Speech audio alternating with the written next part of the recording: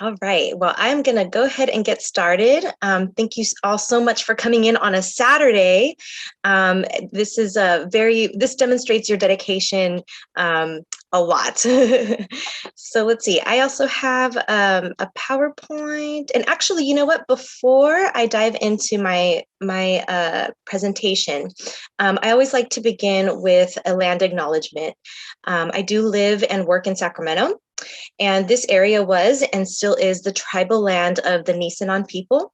Sacramento was a gathering place for many local tribes who have lived throughout the Central Valley and the foothills for generations, and were the original stewards of this land.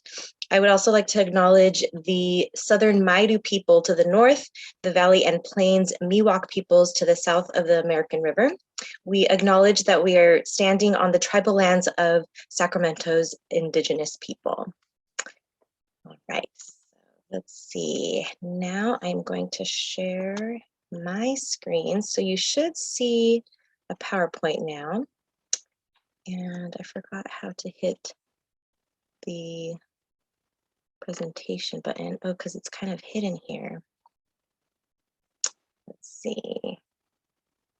Slideshow at the beginning. Okay, here we go. So here's my little intro slide.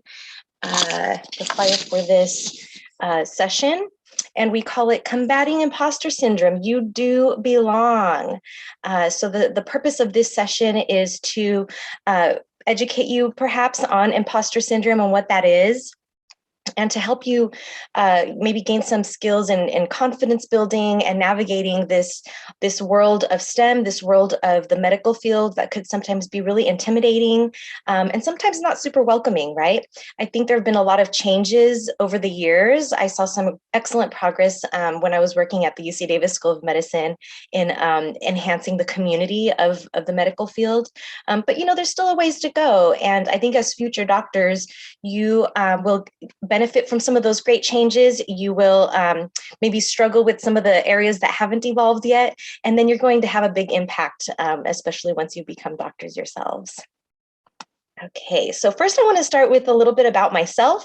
Here's my full name, so Jubin wasn't wrong. Dr. Lorena Jáuregui.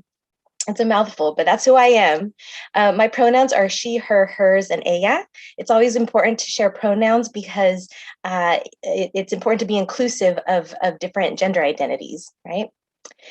So a little bit about me. I'm a 90s kid. There's a fun picture of me and my little brother hanging out back when we were young. I'm a wife and a mother. That's my husband, Carlos, and my daughter, Elisa, in that picture. I identify as a Latina, Mexican-American mujer, woman. So there's my little selfie there. And finally, I'm an academic. I earned my doctorate in educational leadership, as you've been mentioned. So I attended a few of our local universities. I went to UC Davis and I went to Sac State, went back to UC Davis for my doctorate. And all of these identities that I have combined make me what we call a unicorn. So I've got a little fun unicorn image in the top of the screen there. And what we say about unicorns is, you know, it's like, do they exist? Can you find them? You know, we're such a small percentage. And one of the main reasons that we're called unicorns is, for example, let's see, there is less than 1% of the population that are Latinas with doctorates in the United States. So for a lot of you who maybe identify with either any of these identities or some other, you know, populations that are also not very well represented in education and in medicine, you're going to be considered a unicorn as well. And I think being from such a small demographic, you end up experiencing a lot of challenges, and that's what we're going to discuss today. So let's look at some of the data, and I'm going to make this as fun and engaging as possible because I think numbers are really important, and they help explain with quantitative information as to why some things happen, right? So some of these graphs that I'm going to share here, I pulled from the 2020 survey of doctorate recipients from U.S. universities. And there's also a strong emphasis on STEM fields. So you'll see some emphasis there. Okay, so here's the first slide. And my little disclaimer here is that this survey seems to omit some of the data because it's about sex and field of doctorate field of study of doctorate recipients from the year 2000 all the way to the year 2020. And they tend to have a binary approach of male and female. So there's definitely an omission of gender fluidity and non-binary individuals. But either way, you can already see from this limited data that there is a majority of male students in the science and engineering fields. So that's what S&E stands for on this slide. Science and engineering fields. So, even going into medicine, if you identify with other demographics that are not male, you're going to be considered underrepresented in these fields, and that's going to impact your experience, right? Moving along. Doctorates earned by underrepresented minority U.S. citizens and permanent residents. This is from 2010 to 2020. And again, there's a lot of demographics that are missing from this data, but you can at least get a picture here. Now, this information here is demonstrating Native American, Black or African American, and Latinx, Hispanic, Latino communities. And if you look at the way that the chart is designed, it's by number. It's not by percentage or like a different type of approach. These are hard numbers, and it's in increments of 300 students. So as you can see, there are less than 300 Native American students who have historically earned their doctorates each year. In fact, it looks a little more in the like 150 student range. That's across the entire United States. That is a small population. Looking at the Black and Hispanic or Latinx communities, it's between 1,800 and now we're moving our way up to almost 3,000 students per year. So definitely for sure, less than 3,000 Latinx or Black students earn a doctorate each year. That's a really small student population. When I compare this, for example, to our community college at Sacramento City College, we have over 20,000. I want to say we're in like the 24,000 student population range. So you compare 24,000 students, only like 20-something hundred are going to earn their doctorate in terms of current data. So hopefully with, progress happening in how we make education accessible, with how we make education inclusive, we can make changes to this, right? So our goal is really to hold on to you as our diverse student populations. And here's the last kind of graph that I have here. This is doctorates awarded by highest parental educational attainment from the year 2000 to 2020. So as you can see on this graph, the most common type of student who earns a doctorate is the kind who has at least one parent with an advanced degree. Now, reflect on this. I'm going to guess that a lot of you in this session, maybe your parents don't have an advanced degree. So you're going to be part of maybe the student population that's in the 30% or lower range, where either none of your parents have earned a college degree or only one parent has earned a college degree. So you're more than likely having that kind of first generation college student experience where you're kind of navigating things either blindly or with limited resources. There's definitely something to say about students who have parents who have gone through all of these systems, all the way through medical school, right? If you have a parent who's a medical doctor, you're going to have a lot more insight than somebody who doesn't, right? And I can say that for myself as well. I'm the first person in my family to earn my doctorate, and I definitely experienced some of the challenges with that. And that's to say that my parents actually both have their master's degrees. So I can't speak to or imagine what it's like to be a student going through college when neither parent has had that experience before. So kudos to you if that's a population you identify with. Okay, so how do we experience this? Now we're going to dive into some definitions, and I think these are going to be really helpful in understanding some of your experiences, but also some history and theory that are affiliated with these experiences. So the first one is imposter syndrome. That's kind of in the name of this session, right? So imposter syndrome, I'm going to look at my notes here. In the 1970s, Dr. Pauline Clance and Dr. Susan Imes, these are the OG researchers in this field. They developed the term imposter phenomenon, which they define as an individual experience of self-perceived intellectual phoniness or fraud. Most of their research focuses on high-achieving women, but the high-achieving part is a critical part of imposter syndrome. So it's that feeling like you're a fraud. You know, you go into a classroom and you instantly maybe don't see anyone who looks like you, and you're like, oh my gosh, maybe I'm not supposed to be here. Or the professor opens their mouth and starts saying stuff, and you like freeze up, like, oh my gosh, this is already over my head, and I just got here. Am I really eligible for this class? Maybe it was a fluke that I passed the prerequisite to get here, and I probably really shouldn't be here, you know. So those are some examples of how you might experience imposter syndrome. Let's see. So it is most common among individuals who come from marginalized communities or and who are high achievers. So here's some other example quotes here that I pulled of what imposter syndrome can look like. I scored high on this test by accident. Have you ever thought that, right? Like you take a test, you feel horrible about it, and then you get your grade back and you're like, oh, I actually did okay. No, that had to be an accident. I don't think I actually know that content, right? So kind of minimizing your expertise is a symptom of imposter syndrome.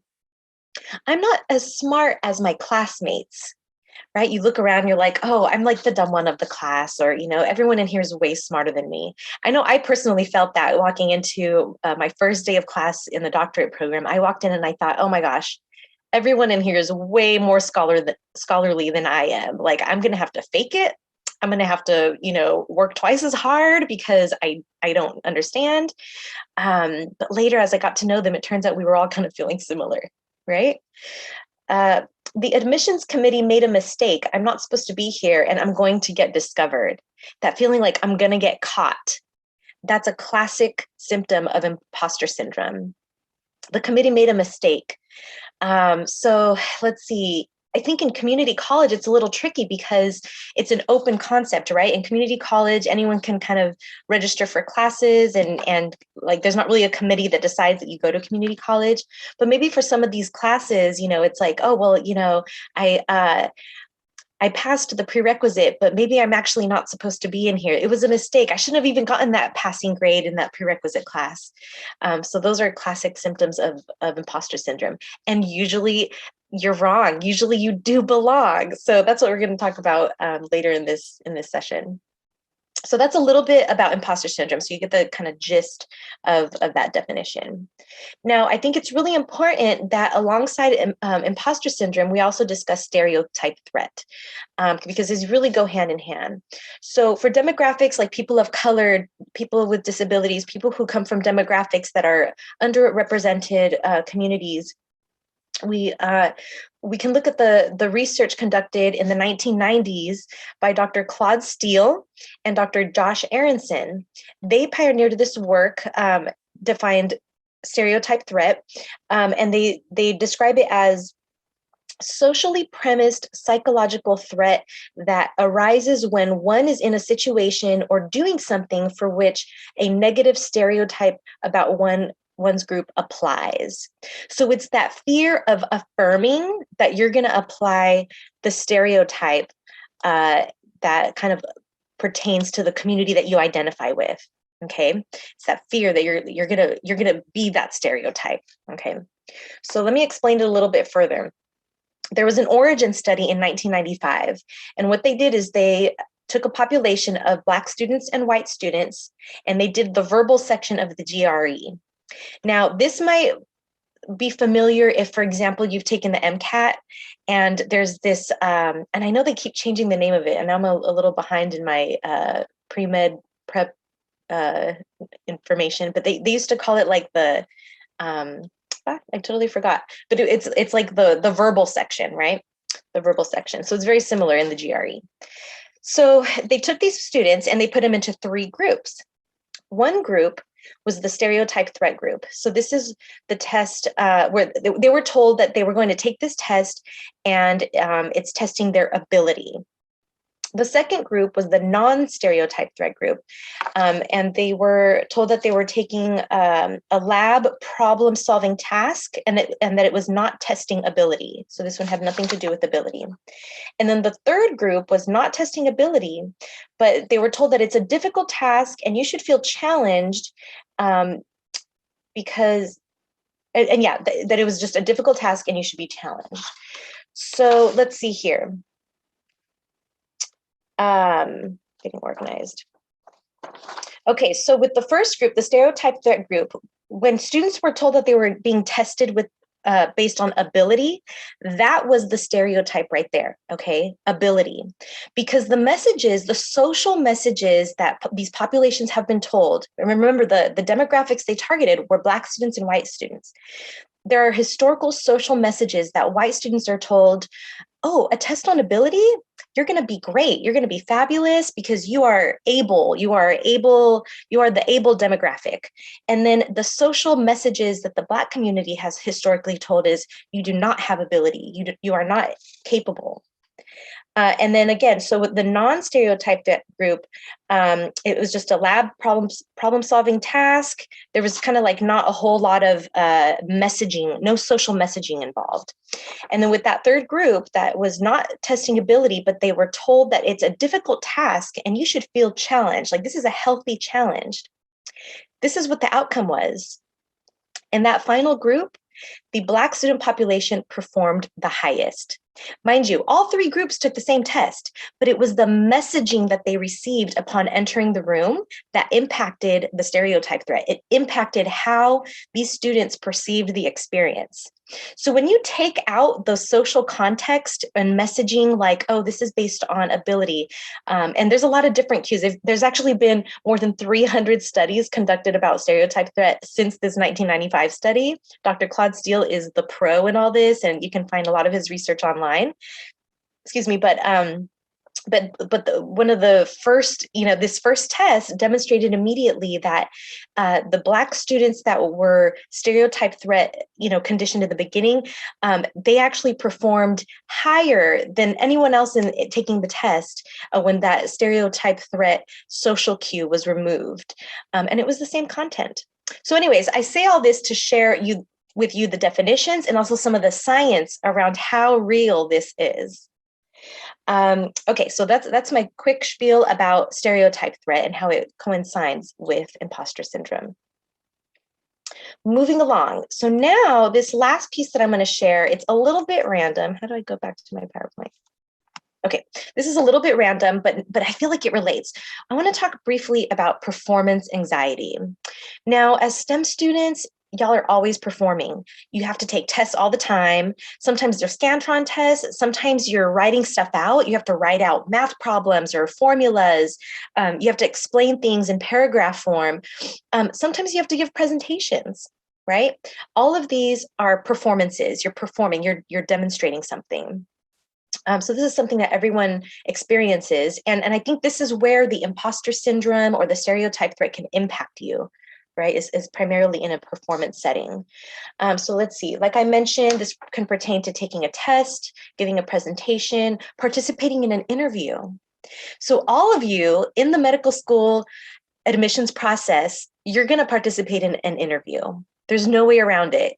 Maybe I'm wrong, but I have yet to hear of a medical school that will take students without interviewing them.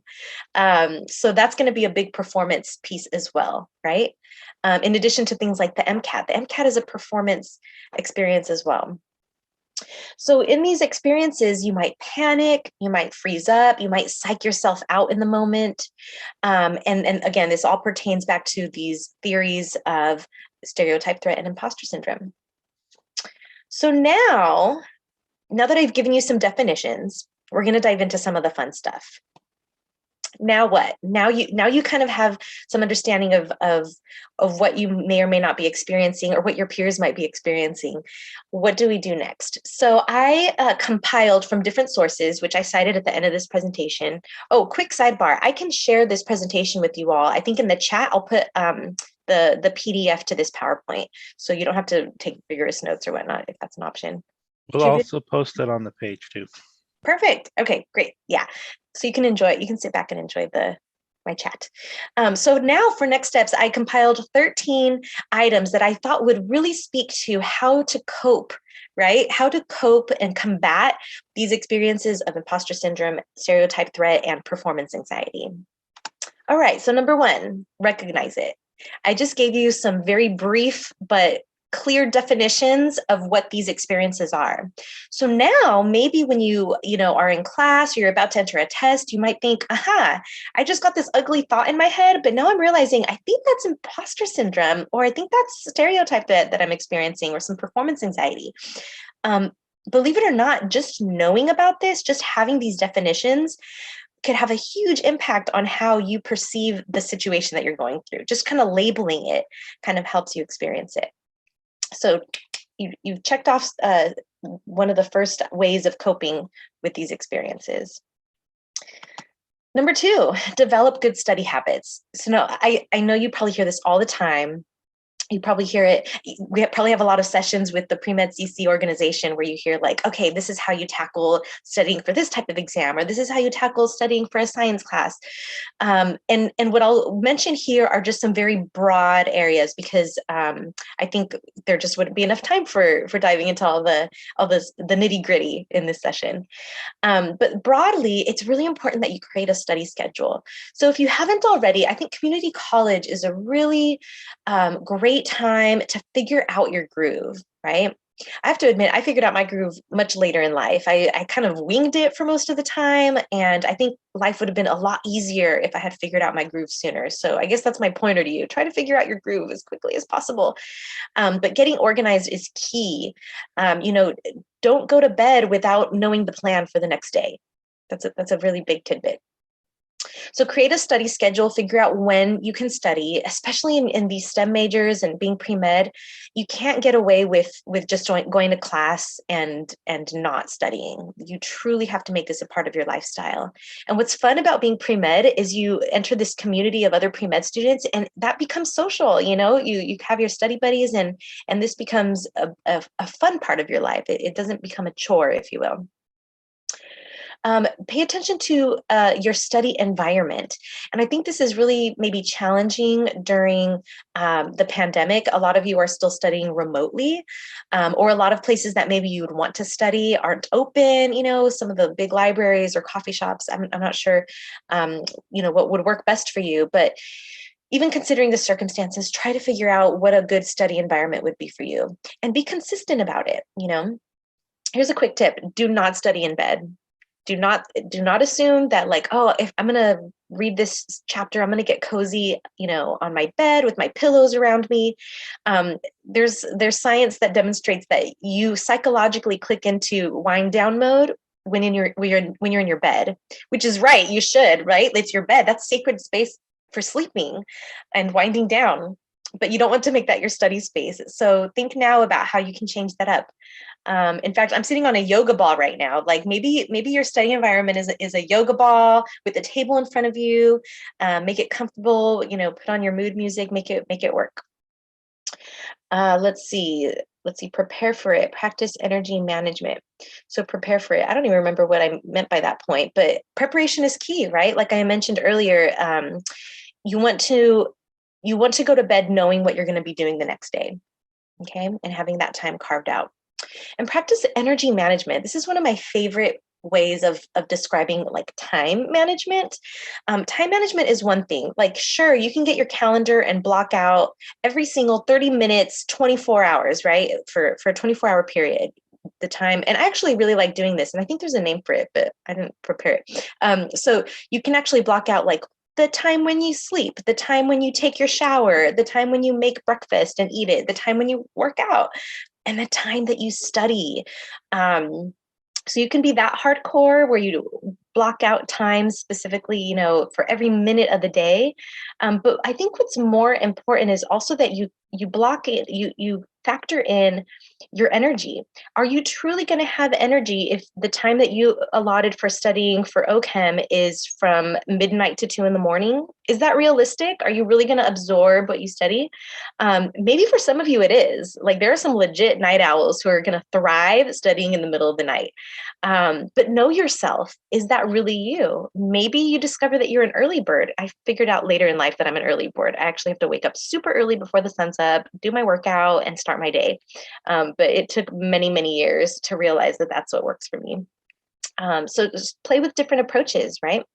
Practice energy management. You want to have energy.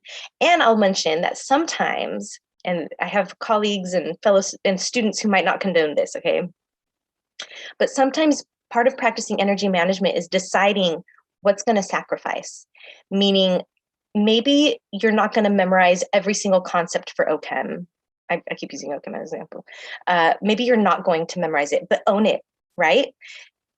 Decide, okay, I'm going to do really well at these, and I'm just going to sacrifice these little sections because, you know, I only have so many hours in the day and so much energy to manage. So that's something you have to negotiate and take a little time thinking critically about how you negotiate what you do to succeed in your classes, to learn content when you're given like a fire hydrant of information and homework assignments, right? So I'll be kind of vague about that because I don't want to encourage too much. It's not slacking off. You're managing your time and your energy efficiently. Okay, next item. Whoops. Can I click? Where's my click? Next item. Whoopsie. Okay, here we go. Know your performance space. Okay, so I kind of mentioned earlier, with remote learning, you want to try to create your optimal performance space. To be honest with you, I'm not sure how things are happening now with, for example, like the Mcat. Like, I don't think you take the Mcat at home. There's got to be some approach to a testing site. And if that's the case, go and visit where you're going to take that test. So if it's a test for a class or, you know, that kind of assignment that you have, maybe you'll have been familiar with that classroom, right?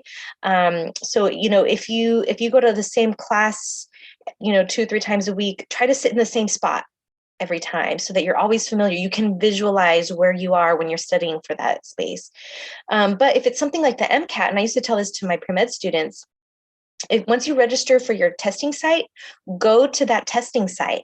Go and see if you can take a peek and see what the site looks like when you go inside. And so this is actually a picture of a testing site. I just kind of found it on the internet, but this is the concept that you would experience. It's very sterile. There's these dividers. You see a guy wearing headsets. I'm pretty sure they all provide headsets. But I remember when I, for example, took the GRE back in the day, I remember hearing some advice that I thought was good. And they were like, oh, wear different layers, because sometimes those testing sites could be really cold temperatures. Sometimes they're hot. So I had like a t-shirt and a sweater and a hoodie. And right when I went into my cubicle area, I thought, oh, it's actually kind of warm. So I started to take off my sweatshirt. And then someone tapped me on the shoulder who worked there and told me, oh, actually, whatever you're wearing right now is what you got to wear for this whole test. You can't change out of it. So I had to be kind of warm. So that's another little tidbit. You know, some of these testing sites have rigid rules because they want to reduce cheating or something, or increase sweating. I don't know what it is. I felt miserable with that test experience. But now here's your little tidbit, right? See if you can find out what the rules are for those testing sites, see what the environment looks like. And then as you're studying and preparing for that specific experience, like the Mcat, you can visualize yourself sitting there in that very sterile cubicle with the headsets on and your maybe one layer of sweater and taking your test confidently, right? So that visualization is really, really effective. So yeah, so some of the examples I gave on the slide here is visiting the classroom, if it's a class setting, visiting the testing site, an interview site. So again, you're all going to interview for medical school, excuse me. So for example, let's say it's somewhere accessible like UC Davis. See if you can find out if you can just take a peek. I mean, just do a cold call. Hey, can I take a peek of what it looks like doing the MMI interview rotations? Because they've got this cool fancy process, right? And maybe somebody friendly will say, sure, just come by. We don't have anything happening during this hour. You can come and take a peek. You never know just by calling politely, right? And then you would know what to expect. Yeah. All right, so know your performance space. Number 4, track your success. Now, this is critical in the psyching yourself out part. By tracking your success and documenting that you have been successful, if you psych yourself out one day, you can refer back to this and remember that you know what you're doing. You know the content you've been studying. I remember especially with students who struggled with kind of that test anxiety, they would think, oh my gosh, I've been studying. I feel like that's all I do all the time. And then I show up for my test and it's like, I forgot everything. I don't know what I'm doing. But the truth is, it's just that you're psyching yourself out, right? So there's a couple of ways that you can track your success. You can track it quantitatively, and that's by keeping track of your grades. Like maybe every week there's a quiz and you can see like, oh, I've actually been doing well on my quizzes, and then I freak out for the big midterm. But if you know you've been doing well for your quizzes, then you're gonna do well for your midterm. Like you already have this under your belt. Even reviewing previous grades from classes, like, oh, this class is going to review a section of content that I learned in this previous class where I got an A or a B or whatever. So know that that's already under your belt. You're not really studying for a test just in that moment. You've been preparing for many weeks, many semesters for that performance opportunity. Another way, here's another quantitative example, is making a checklist of each concept as you learn it. So this is actually also a version of journaling, which is the next item here, the qualitative approach.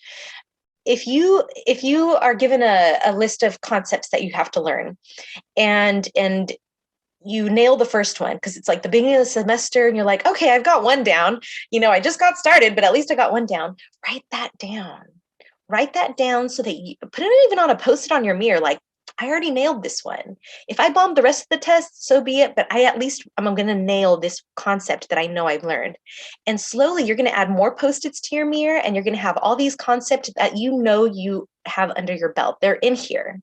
So then when it comes to the test, those post-its can't erase everything you learned. It's in your head. You've learned it already.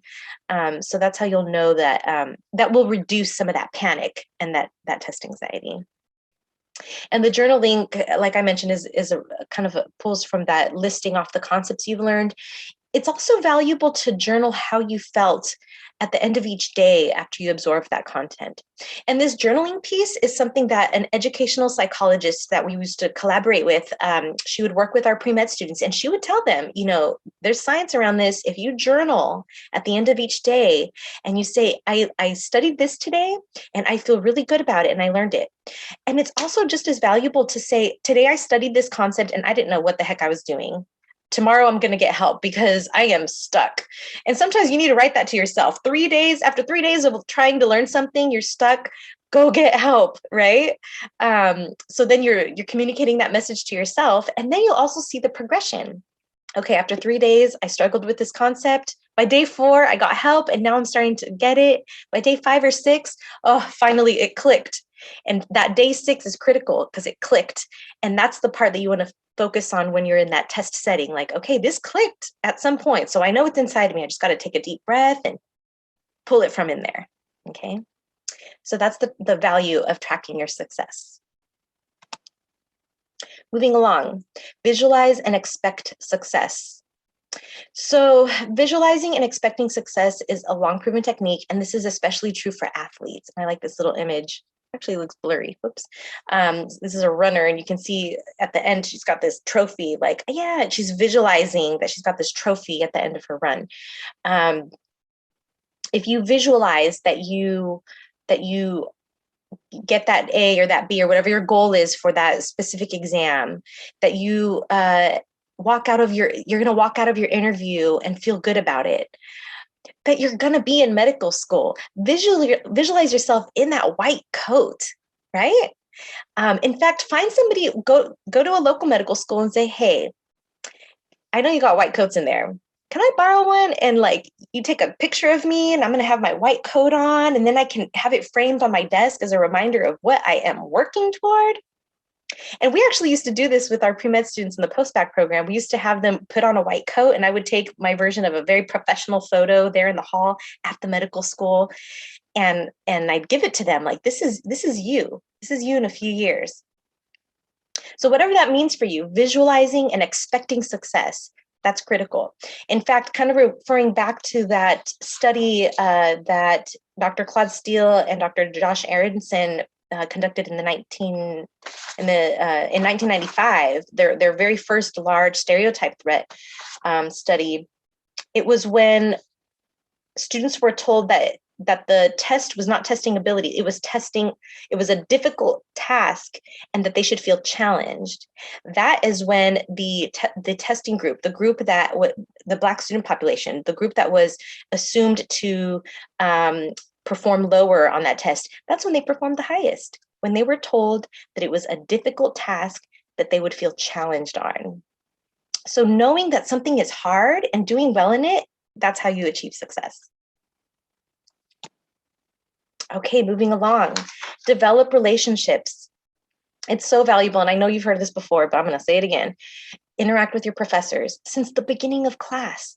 Put it on your schedule, make this part of your plan, put it on your schedule to communicate with them. And I don't just mean like introduce yourself once. No, be friends with them, communicate with them often, attend office hours.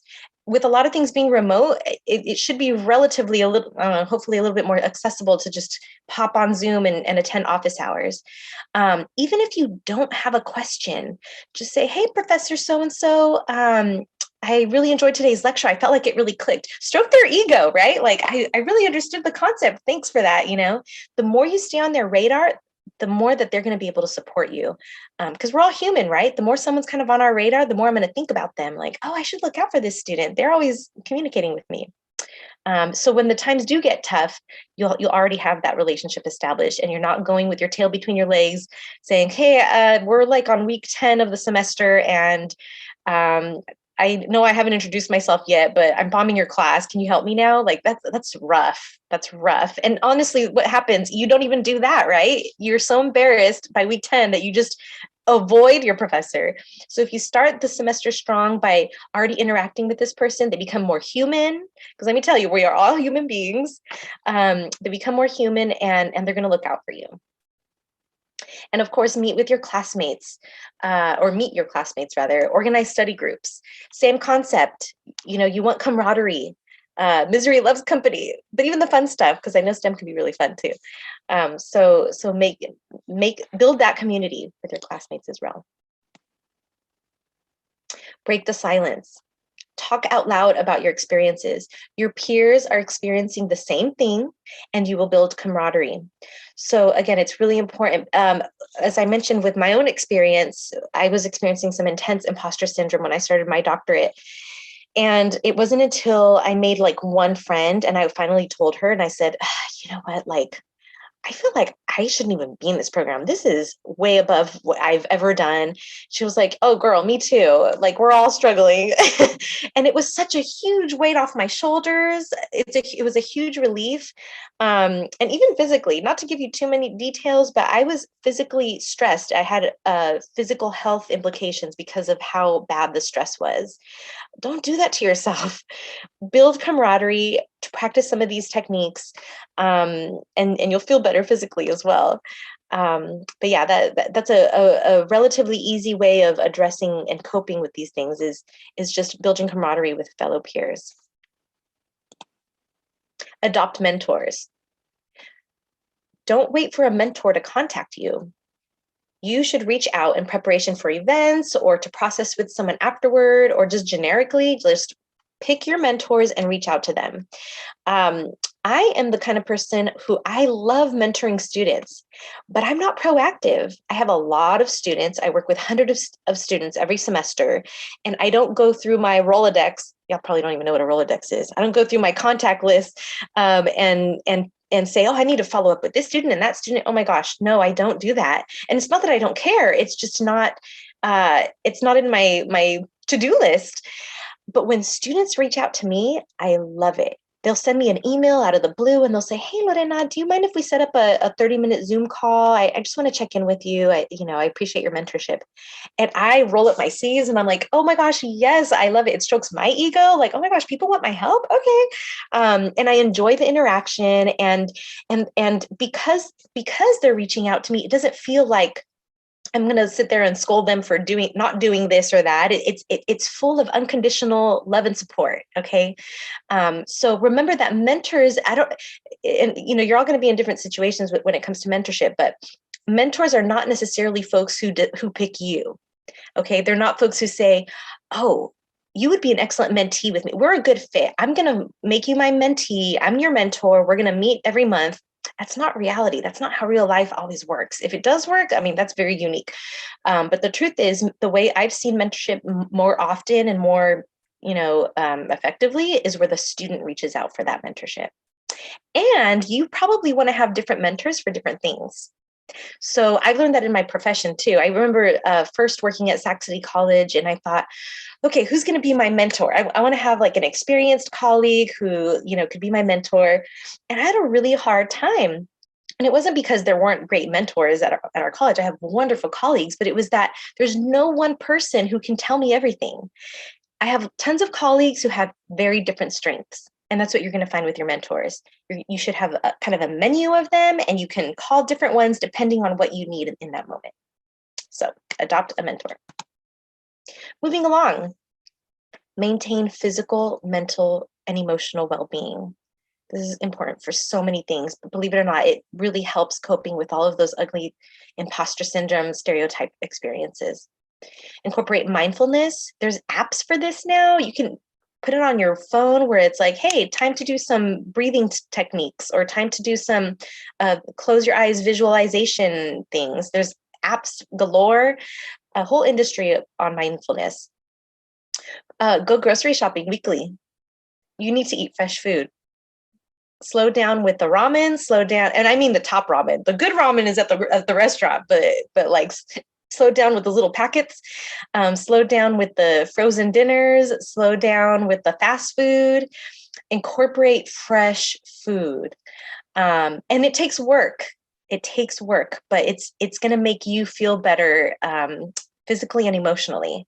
Create a cooking schedule, collaborate, maybe make this part of your study buddy system. Like, okay, I'm going to make us a pot of food for today and tomorrow's dinner.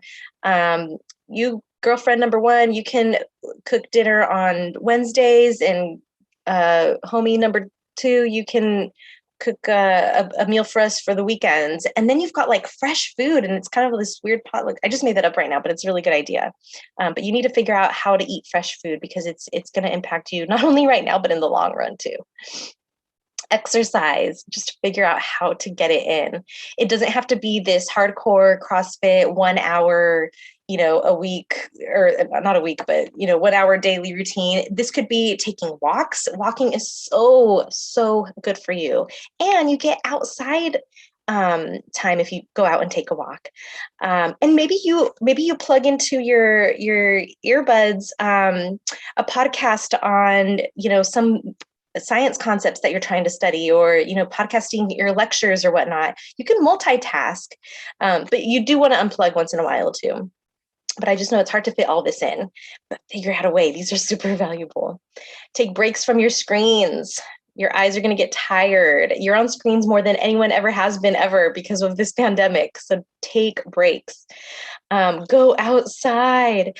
I used to tell students one of the most stressful times for pre-med students that I observed is the waiting game between the period when you interview for medical school and you're waiting to hear back. It feels like an eternity. And for some people, it's like a week or two. For some people, it's a month or two. And that waiting game has really played a very detrimental role physically and emotionally on a lot of my students. And like, what do you tell someone, right? It's like everything is out of your control. So one of the best coping mechanisms is truly to go outside. And I picked this picture of somebody walking through a field with their shoes off, feeling the grass in your toes. Maybe the weather is drizzly outside. Let the rain fall on your skin. Maybe it's really warm outside. Let your skin feel the heat. Get in touch with nature. It sounds super, I don't know what the right word is. I'm not that touchy-feely, to be honest with you, but it works. What's that, Juven? Cliche. I missed it. What did you say? No, I said it sounds like really cliche, but it's Oh, not. cliche. Yeah, it is, right? Like, oh, why don't you go take a walk? Go get some sunshine. But oh, it really makes a difference. You almost get reconnected to like the universe, and you get like a bigger picture of what else is happening in this world besides the kind of on the ground in your head struggle that you're experiencing. So go outside. And finally, practice energy management. I already told you all about my thoughts on energy management, but it's critical that you practice that. Say yes. This is almost on the flip side of relaxation. Say yes to opportunities that intimidate you. Step outside of your comfort zone. Do you think that I woke up this morning like, gosh, I would really love to give a presentation like on a Saturday morning? You know, the truth is I enjoy this. I'm having a blast right now. I wish it was face to face because I love interacting, but I'm having a really good time because I know you're here. I know you're present. I see the participants. But the truth is, like, a different version of me could easily say, no, Jubin, I'm not gonna sign up to give a presentation if I don't have to. You want me to do public speaking when I don't even really have to? Like, I'm not gonna lose my job if I say no to this opportunity. But you know what? I say yes every time somebody asks me to be a presenter. I've said yes to being a freaking keynote speaker at a dinner before. And talk about imposter syndrome. I was like, you want me to be the keynote? Like, who am I? And even to this day, I kind of still think that, but I know it's imposter syndrome because I learned these definitions. Say yes, even if those experiences are intimidating, because you know what? One day you're not going to have the opportunity to say no. One day you're going to have to get up in front of people, and I'm just using public speaking as an example, but one day you're going to have to get up in front of people and something is going to depend on it. Like maybe it's an interview for medical school, right? Or maybe it's a job interview, right? So say yes to all those little opportunities that come up in advance. Maybe you, as pre-med students attending college, have been invited to go talk to high school students. I bet you anything that's happened to some of you. Well, if any of you want to go to medical school, your third and your fourth year, at the end of your rotation, you have to make a presentation about a disease or something that you ran into, and your grades does depend on that. So if you don't like public speaking, you don't want to do this practice your third year in front of all the faculty in the Department of Medicine, and your grade is riding on it. Amen, Just a thought. Jubin. You were absolutely right. And Jubin's just listing one of those opportunities where you can't say no. So say yes. Say yes if you're invited to be on a panel. Say yes if you're invited to be a speaker. I said yes to being invited to be a speaker for PreMedCC. And I still get I get the jitters. I got the jitters preparing for this. But once you get your groove, I mean, look how relaxed I am now, right? And I'm so glad I said yes. And I'm always glad every time I say yes. I have yet to say yes. And I look back and I think, oh my gosh, why did I say yes to that? Hasn't happened. Okay. So I hope we drilled that in. All right. I just have a few more. Change the system. Be change agents. So we have really, this session until now has really been, there's a word for this, but it's been that approach of like, okay, this is the existing system and you need to mold into it, right? And what's really ugly about that is that it's a little bit, what's the right word? I don't want to say complacent, but it's just kind of accepting it as is, right? But you know, we've all talked about how challenging medical school is in the medical field, how sometimes it doesn't feel inclusive, all these things, right? Well, you, if not already, very soon, you are going to be in the position to be change agents. I threw this definition in here. I'm covering it with my little screen. Let's see. It says definition of institutional discrimination. This refers to discriminatory policies and practices that are favorable to a dominant group and unfavorable to another group that are systemically embedded in the existing structure of society in the form of norms. And that is fancy jargon to say that these systems haven't changed much since they were first started. The original world of medical school and the medical school system and medicine, period, it's been slow to evolutionize, but it is starting to change. As I mentioned before, working at UC Davis was such a blessing, because that medical school seems to be a lot more advanced in being inclusive, in trying, and really making an effort to be welcoming to those student populations that are historically underrepresented. They work very hard.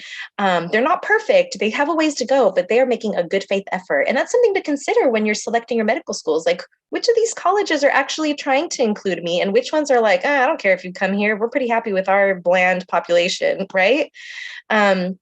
So, when you're ready, think about when you can help become a change agent. Especially as medical students, you will have some opportunities to be at the table, to be on committees, through student organizations, through student senate, right? Even right now, I know you have opportunities to be at your community college, be in student senate and student orgs. Those are opportunities to be change agents. So just keep that in mind. I'm giving you a lot for your to-do list, but there are ways to weave all of this together so that it fits into your profile as future doctors. Okay, so I've been talking a lot. Now I'm actually going to show you a 2-minute video clip so that you get a break from me. And it is of this Dr. Amy Cuddy. I want to say she's a psychologist. I totally don't have her bio in front of me. She's a heart surgeon, I think. She's a what? I think she's a heart surgeon. Is she really? I thought she did more like psychology stuff. Well, either way, this talk. Sociologist, I'm sorry. Yeah. Okay, so either way, she's amazing, and she does this really cool TED Talk. The full TED Talk is 20 minutes long, but again, I'm showing this really funny 2-minute version where they actually speed up her voice sometimes, so it's kind of funny, but whatever. It's a quick 2-minute video. She's going to talk to you about power posing. Now, this is going to help you with all of these things we've talked about. Imposter syndrome, stereotype threat, but especially for that performance anxiety, entering a performance setting.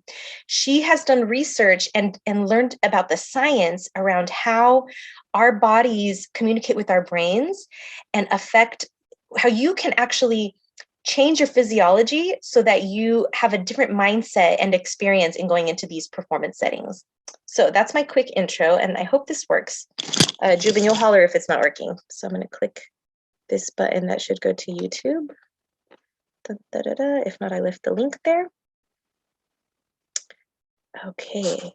So I want to start by offering you a free no-tech life hack. And all it requires of you is this, that you change your posture for 2 minutes. I became especially interested in nonverbal expressions of power and dominance. And what are nonverbal expressions of power and dominance? Well, so in the animal kingdom, they are about expanding. So you make yourself big, and humans do the same thing. So they do this both when they... Sorry, did you say it's not working, Jubin? Yeah, it's not. The screen's not coming up. You could hear it, but I think you gotta stop your presentation. Oh, and then show I need to share a different screen. Yeah, or just put the YouTube on that screen. Okay. I did it. Okay, thank you. Good looking out. Okay, we're gonna try this again. Take 2. Now you should see the video screen. So I want to start by offering you a free no-tech life hack. And all it requires of you is this, that you change your posture for 2 minutes. I became especially interested in nonverbal expressions of power and dominance. And what are nonverbal expressions of power and dominance? Well, so in the animal kingdom, they are about expanding. So you make yourself big, you stretch out, and humans do the same thing. So they do this both when they have power sort of chronically, and also when they're feeling powerful in the moment. So powerful people tend to be, not surprisingly, more assertive and more confident. Physiologically, there also are differences on 2 key hormones, testosterone, which is the dominance hormone, and cortisol, which is the stress hormone. We decided to bring people into the lab and run a little experiment. And these people adopted for 2 minutes high power poses or low power poses. And I'm just going to show you 5 of the poses, although they took on only 2. This is what happens. They come in, they spit into a vial. We, for 2 minutes, say, you need to do this or this. We then ask them, how powerful do you feel on a series of items? And then we take another saliva sample. Here's what we find on testosterone. From their baseline when they come in, high power people experience about a 20% increase, and low power people experience about a 10% decrease. Here's what you get on cortisol. High power people experience about a 25% decrease, and the low power people experience about a 15% increase. So 2 minutes lead to these hormonal changes that configure your brain to basically be either assertive, confident, and comfortable, or really stress reactive. But the next question, of course, is, can power posing for a few minutes really change your life in meaningful ways? And so what matters and where you want to use this is evaluative situations. We decided that the one that most people could relate to was the job interview. What do you do before you go into a job interview? You do this, right? You're sitting down, you're looking at your notes, you're hunching up, making yourself small, when really what you should be doing maybe is this, like in the bathroom. Okay, so we bring people into a lab and they do either high or low power poses again. They go through a very stressful job interview. It's 5 minutes long. They are being recorded. They're being judged also. We then have these coders look at these tapes, 4 of them. They're blind to the hypothesis. They're blind to the conditions. They have no idea who's been posing in what pose. They end up looking at these sets of tapes and they say, oh, we want to hire these people, all the high power posers. We don't want to hire these people. But what's driving it? It's not about the content of the speech. It's about the presence that they're bringing to the speech. The last thing I want to leave you with is this: tiny tweaks can lead to big changes. Before you go into the next stressful evaluative situation, for 2 minutes, try doing this in the elevator, in a bathroom stall, at your desk behind closed doors. That's what you want to do. Configure your brain to cope the best in that situation. Get your testosterone up, get your cortisol down, and it can significantly change the outcomes of their life. Thank you. Woohoo! So I'm going to switch my screen again. Okay, we're back. So the power pose, as Dr. Amy... I know statistics... Oh, now there's another YouTube thing playing. Let's turn off YouTube. Humanity. There's a good chance. Let's see. Okay.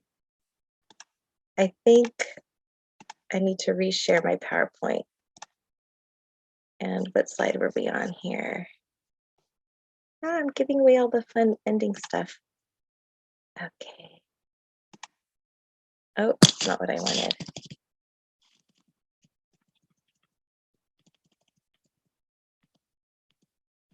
Okay, here we are. We're back.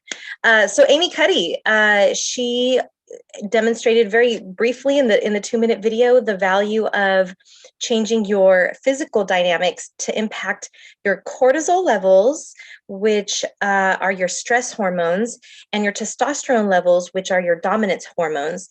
And so you can change your physiology to feel better in a performance setting.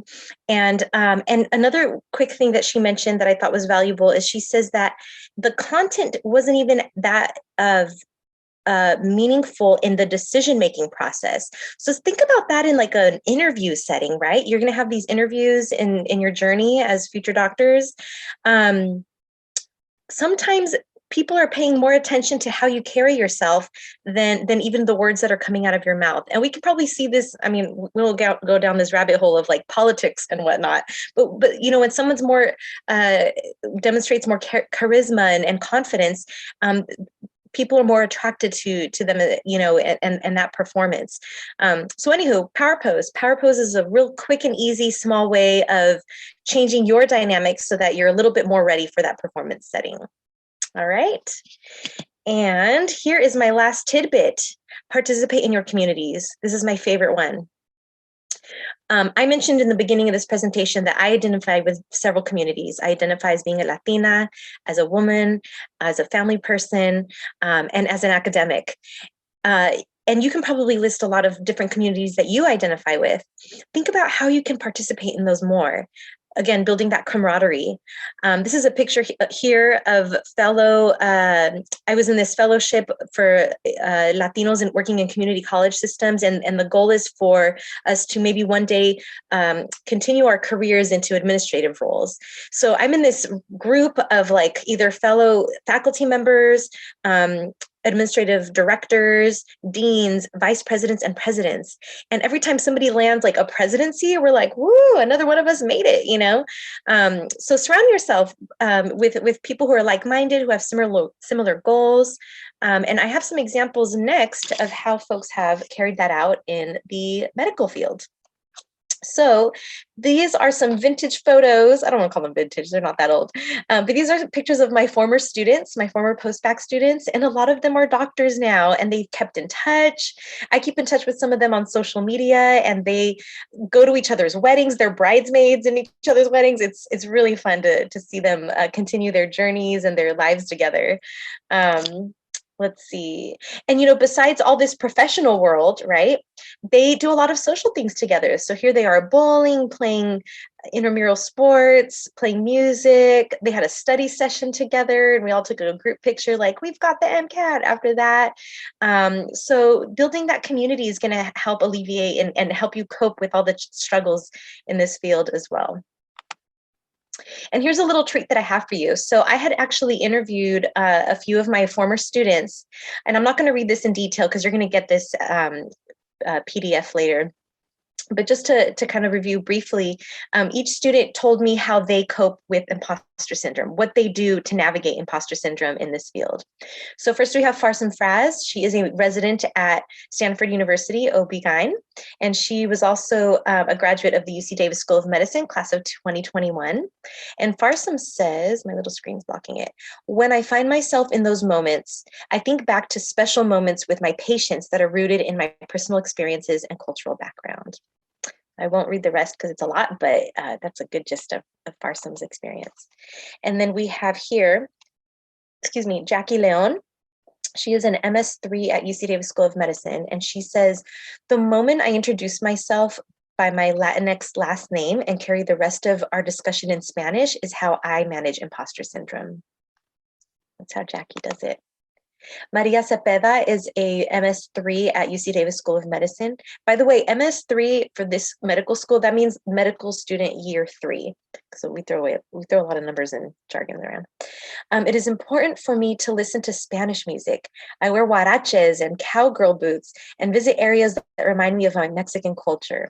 And she also wanted me to point out that her t-shirt has a phrase on it. I wrote it down. Oh, her t-shirt says, too Mexican to give up. Michael Flores, who's also a community college transfer student. He went to Sacramento City College and he's now an MS4. Oh my gosh, he's going to graduate. UC Davis School of Medicine.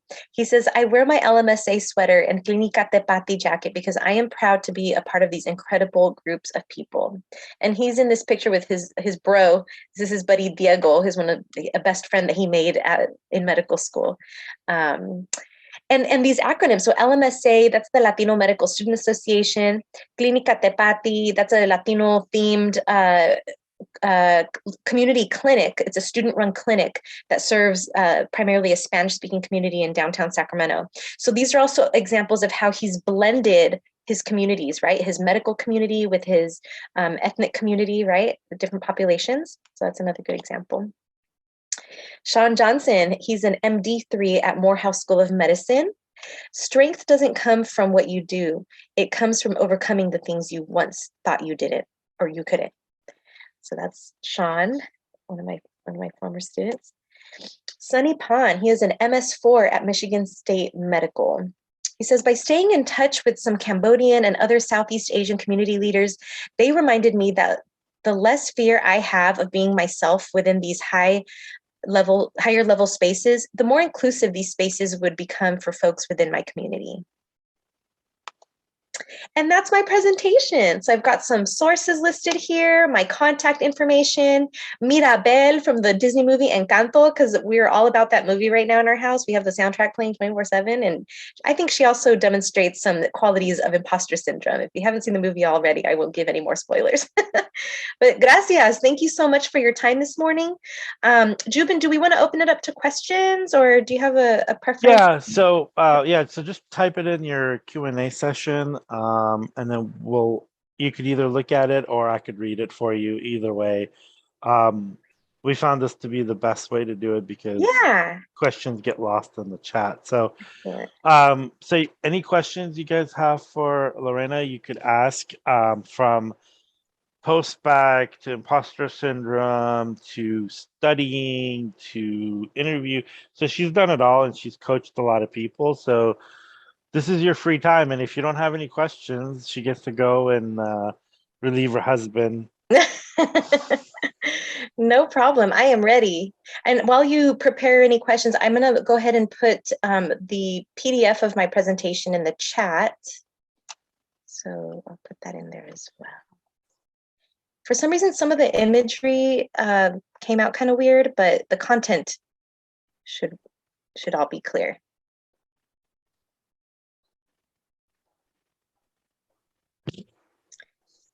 All right. Okay, so it should be in there. They said they really enjoyed your presentation. Will you be doing any more? And would you learn how to study better? We actually have a couple of study session stuff that are posted, and we'll have a couple of more speakers. You know, if I invite Lorena to more speaking, then I have to do free babysitting, and I don't think she trusts me or baby with me. Well, I'm always happy to return. I probably won't be here every weekend, but yeah, I'm happy to return. Thank you, Elaine. Anyone else? Oh, somebody answered a question that I had. Google, thank you. It's the cars section of the Mcat I was trying to remember the name of. That was earlier. I was talking about the the equivalency of the verbal section in the Mcat. I remember they changed that a few years ago to cars. Yeah, that thing's brutal. Thanks, Google. I have one question. Sure. So you're talking about some of the things about finding community and mentors. What are some of the things that you recommend if somebody is trying to look for a community or a mentor or any of those types of things? Like, how do you find it? Where do you find it? That's a good question, Jubin. I think that one of the best ways to start is kind of trusting your gut and finding existing groups that you gravitate toward. So one example that I gave just briefly is Michael Flores, who's an MS4 at UC Davis School of Medicine. He mentions he's involved with LMSA, the Latino Medical Student Association. He's involved with Clínica Tepati at UC Davis, the student-run clinic. So he found, for example, those two niches through his institution. And I bet you anything, just by being gravitated toward those, he automatically linked himself to like-minded folks and even some automatic mentors. You know, there are folks who were in LMSA in medical school who are now longtime practicing physicians, and maybe they all attend the LMSA conference. And so now he gets to rub elbows at some of the sessions or during the lunch or whatever they do nowadays. And so he's automatically connected to mentors via those niches where he gravitated toward, right? Yeah, I think that's kind of a good nutshell approach is look for student clubs at your institution, look for medical related organizations. I know a big organization I think it's more California focused, is called Mi Mentor. And that's literally an organization that was founded with the purpose of matching medical students with mentors, or what did I say? Pre-medical students with mentors. That's like literally the name of the game. There is the Mi Mentor organization. So yeah, you can just kind of plug yourself in, and that kind of expands your network, right? So what about somebody who is a pre-med student going to East Los Angeles College? Where would you recommend them to find either mentors or community? Well, excuse me, the beauty of LA is you've got multiple medical schools just right there in town, right? So I think it would be relatively easy. I'm going to guess, actually, I know for sure, ELAC has, I want to say it's CHE, the Chicanos in Health Education Student Club. And I know this because I ended up hiring a guy who was the founder of that club at ELAC when he was a student there. And then he was also in MESA. So that's my little plug for the MESA program. If y'all don't know already, MESA stands for Math, Engineering, Science Achievement, and it's a broader STEM organization. And we're at a lot of community colleges, including ELAC. So that's another way of building your network and getting connected with mentors. But for your example, if you're a student at ELAC, join CHED, join MESA, getting connected with those local opportunities at your college. And then also find out how you can connect with, UCLA, the different medical schools there. You've got, I already forgot the names of the schools. I'm really rusty, but the local schools, right? I know Charles Drew is pretty close as well. Charles Drew Medical School is right there. But see how you can get in touch with the actual medical institutions that are right there in your broader neighborhood. One of the questions is, how do you deal with microaggressions? Oh, that's another good one. Oh, I got to add that to my presentation. Microaggressions. You know what? It's complicated, right? So microaggressions, for those of you who don't know, the basic definition is it's like a subtle jab. And it typically could be a subtle racist jab or some kind of a discriminatory jab. I used to have a version of this presentation that included it. And I remember I had this slide where these students at Berkeley did this cool social campaign, and they held up signs, and there were quotes written on them. And these quotes were quotes that they had heard. These were microaggressions that they experienced. And one of them that off the top of my head that I remember said something like, oh, you don't speak, or what was it? You don't talk like a Black girl. That was one of them. I'm giving you a compliment. You don't talk like a Black girl. But really, it's kind of racist, because it's like, well, how are Black girls supposed to talk? Like, what are you implying with kind of that backhanded compliment, if that's what it is? Or another one is, oh, I'm surprised you're not like a Chicano studies major. Because the stereotype was that, oh, if you're Latino or Chicano, you're automatically going to go into a Chicano studies major. You're not going to be a biology major or something. So it's surprising.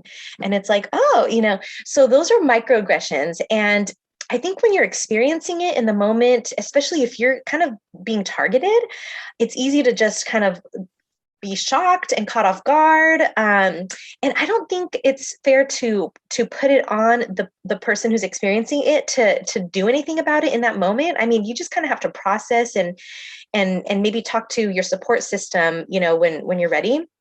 But if you are quick and maybe you're not the one experiencing it, maybe you see it happening to a friend or a colleague, say something, or do something to point out what's inappropriate about that, right? Do some educating, not to get too personal, but I just had a conversation with a loved one about transgender rights and transgender inclusion, because there was that recent person who she's a woman, a transgender woman who won like 40 rounds of Jeopardy. I forget the specifics, but she's been really successful in Jeopardy. And so there's a lot of excitement about like, oh, this woman was really successful playing Jeopardy. And there was a relative who was a little bit insensitive around that. And so I saw that as an opportunity where I didn't feel attacked personally, because that's not a community that I personally identify with. But I felt like it's appropriate for me to stand up for that community, because I want to be an ally and I want to be supportive.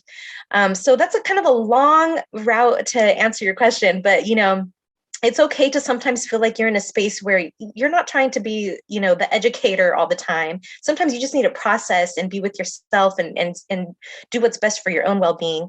And then in other times, you might be in a position of power or privilege where you can actually step up and say something. Or maybe you just let some time pass and then revisit the topic later. But yeah, microaggressions are definitely a big thing that you're going to see woven throughout your careers and your lives. Yeah. Great question.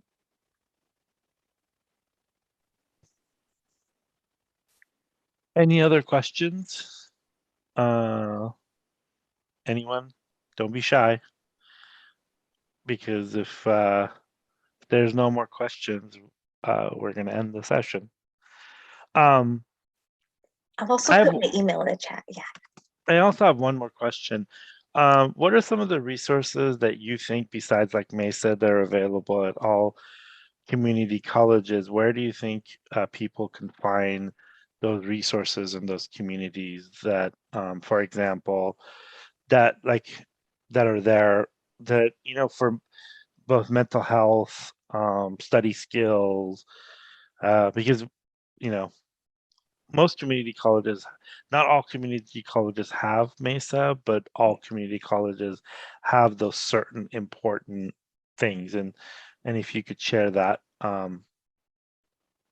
Yeah, absolutely. I think that you're right. Every institution's designed differently. So you might have to get a little creative when it comes to your own institution and start off maybe with some mentors that you already have. If you have mentors at your college, if you have a favorite professor, you can say, hey, I'd love to get more connected with, the pre-med community, or I'd like to get connected to mental health services or whatnot.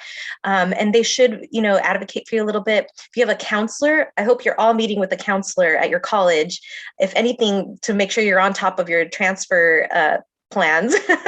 But your counselor should be very well connected to resources. So that's an excellent way of learning more about how your institution functions in terms of support.